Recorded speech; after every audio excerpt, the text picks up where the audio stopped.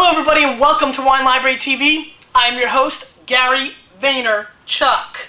So here we are, season 2 if you want to call it, kind of a interesting start. Back on the saddle doing what we do best, tasting wine and calling it as it is. And today we're going to do a very fun subject. We're going to do Cotes Du Rhone.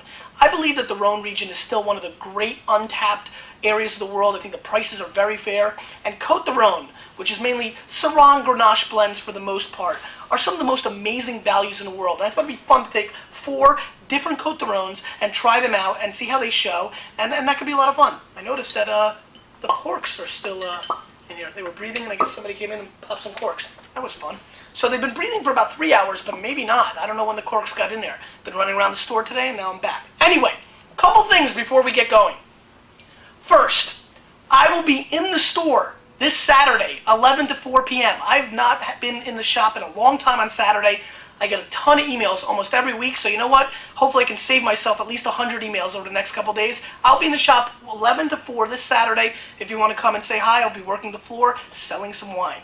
Other than that, our super tasting. I have not brought this up yet. Tickets are pretty much sold out now. Again, this is not a selling platform, Wine Library TV, so obviously I didn't feel like I needed to, but I will mention I will also be at the super tasting Monday and Tuesday of next week. If you know what that is, you'll be there, and hopefully you'll say hi. Again, I'm mentioning this because I'd love for people to say hello, and I love meeting Wine Library TV viewers. So, other than that, please ask your questions in today's episode for tomorrow. We need to get questions, back into the realm so I can answer them. Today I have a little special thing, not questions, but I want to get back to your questions. So remember, any questions you have about wine in any shape or form, put them in there. If there's answers that haven't been, questions that haven't been answered by me in the past, please resubmit them in this current episode, we will use that for tomorrow's episode.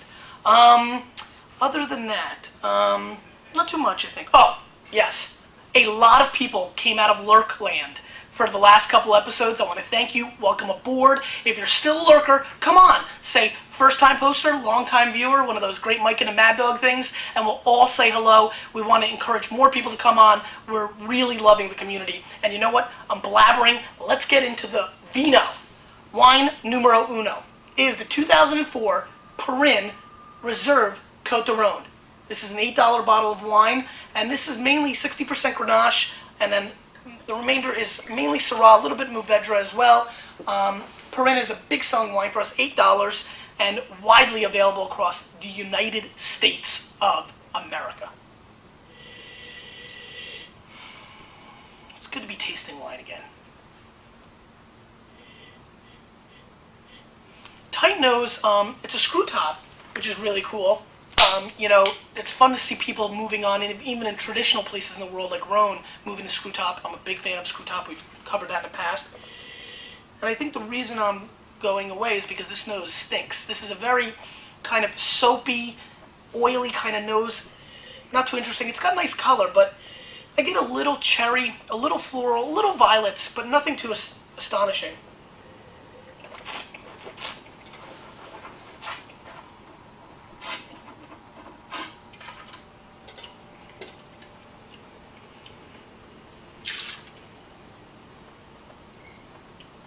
A little black currant, a little cherry, nice actual body on the palate. It's actually got a nice smoothness to it, and for $8, it's not offensive. It's not packing as much complete fruit or complexity as I'd like. It's also got a pretty high layer of alcohol still on my palate. It only says 13%. I don't know, it's coming through very obvious, and after this much breathing, that should have really blown away. And that's what's bothering me. I'm still getting heat on my back palate at this point. And I don't like heat on my back palate at this point. So I'm going to score this wine 84 minus points. Just trying to do that so Chris S has something to deal with. I'm a little minus there. So 84 minus, which means it's a little bit closer to 83. The heat is bothering me. The alcohol, it's a little disjointed, a little bit, out of control, and like a teenage boy. Let's call it a teenager. Teenage boy. Not a big fan, but it does have a nice little mouthfeel, so it's not totally offensive. This is the Leon Pome, Notre Dame, Cotes Du Rhone, and this is a very interesting wine. 88 to 90 points Parker. And it's a $10 wine, And again, all Grenache and Syrah, mainly Grenache. Not as dark of a nose color, excuse me, as the Perrin, which is kind of interesting. Absolutely destroys it though on the nose. Wow, this is an amazing nose. This is like red licorice, purple jam, strawberries. This is a very aromatic nose, and for $10, this is really packing a whole lot on the nose.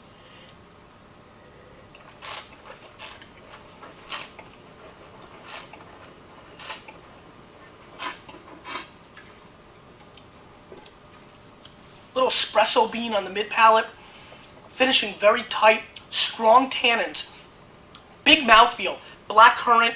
I'm getting also an herbaceous kind of finish, little like dried weeds, you know, like the things that start like a forest fire, really dried out, you know, almost like a tea component on the finish. A little bit of leather, a little bit of that venison, you know, the knife. You know, it's a very complex bottle of wine. Wow, I'm shocked at how much this brings to the table at this price point.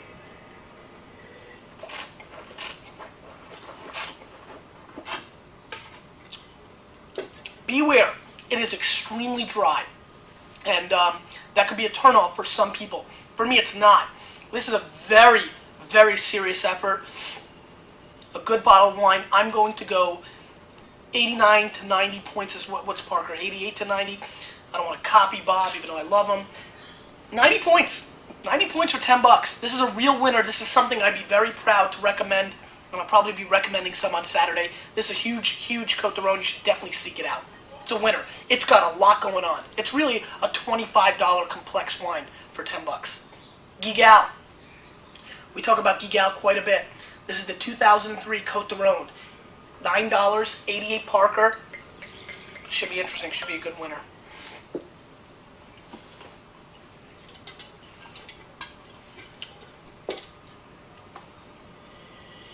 I missed you guys. You know, it's good to be doing this show the way we do it. This smells like Mr. Clean, which could be an issue. It really is minty too. It's like an alpine forest in the nose, which is not what I expect. Also smells like freshly cut grass. So it's coming off with some very awkward nose for a red wine. It really smells like freshly cut grass, like big time.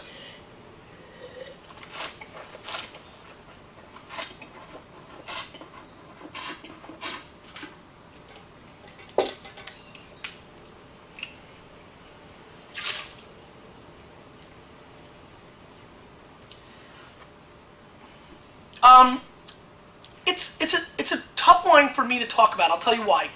I like to call this fake wine. And, you know, you may think that's good or bad. What I mean by that is this. It's a tricky wine. It's smooth. It's silky. It's got a nice mouthfeel. The greenness and the grass and the, you know, mint and evergreen nose is awkward. But the flavor and the silkiness, this is a very easy drink for $9, but should not be confused with high quality value wine either. I mean, there's really no comparison to the Pome. I'm going to score this wine 86 points. It's a solid effort for $9. Again, it's silky. It's got a little bit of black currant. I don't know. The flavors are very subtle. I mean, it's, you know, this is a great shout out to all the people that say, oh, it tastes like wine. I mean, this just tastes like wine. I mean, it's just like, it's not really all that complex, all that rich. I mean, the nose was the most distinct part of it, which was an awkward nose for a red wine. I didn't mind it, actually. You know, anything that's green I like, you know, so grass and menthol and trees. But I don't know. It doesn't do it for me, and I would say pass on that one. The Grand Vigneur, 2004, Cotes Du Rhone Village. And this is a $14 Cotes Du Rhone, 90 points, Robert Parker. Let's see what's going down. Great color. Yeah, see, you know, and again, this is 70% Grenache, 20% Syrah, 10% Mourvedre.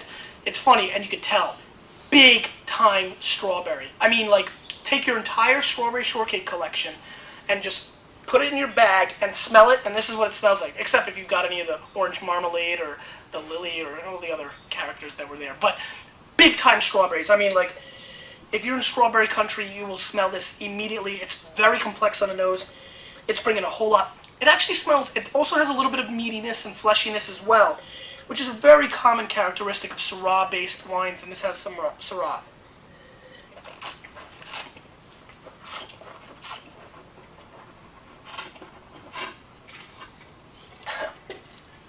Yeah, I mean, these wines are very similar, but the Grand Vigneur, this is baby Chateauneuf de Pape. I'll be honest with you, in a blind tasting, which, oh, by the way, we'll do the heat episode, we'll do all these other things we promised. We'll get to them eventually. We've got another 1,000 episodes to go. But in a blind tasting, I would be completely fooled by this wine because there's way too much going on. It's way too complex. It's way too rich for me to think that this was a Cotes Du Rhone. I would have definitely guessed a Chateauneuf de Pape, a $30, $40 Chateauneuf de Pape. So you know where I'm going with this. Parker 90 points. I'm going to go 91 plus on this. I think this is packing even more than Bob saw because he probably had it a while ago.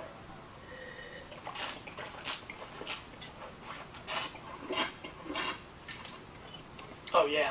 I mean, just like the overall aspects of terroir-driven fruit, which is very true to the Rhone, rocks and dirt and all that, but the cherries and then the really beautiful strawberries mixed in with a little bit of the leather. You know, there's that baseball mitt analogy again. You remember when you were in left field, looking out, who knows where, chewing on your mint. You get that a little bit. I'm really high on this wine, 91 plus. Absolutely seek this out. I'm sure it's all over the restaurant scene in D.C.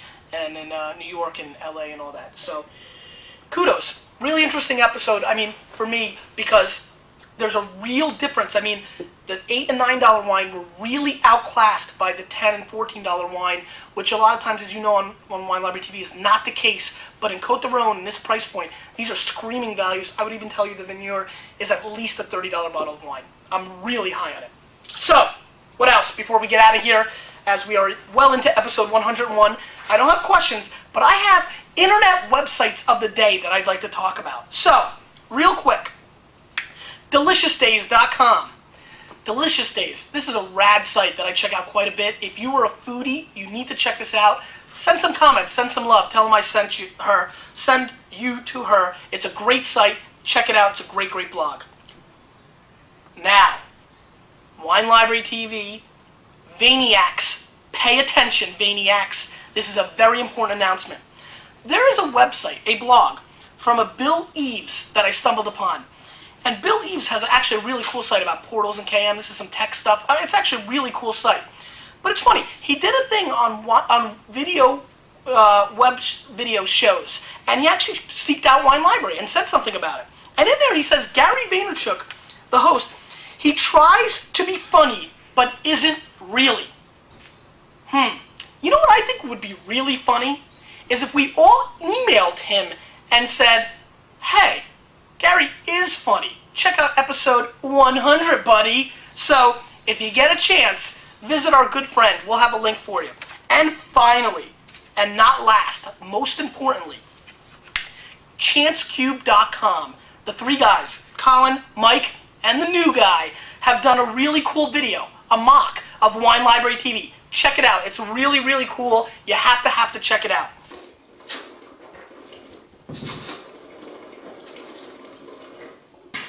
This is how amateurs do it. I did for way too long.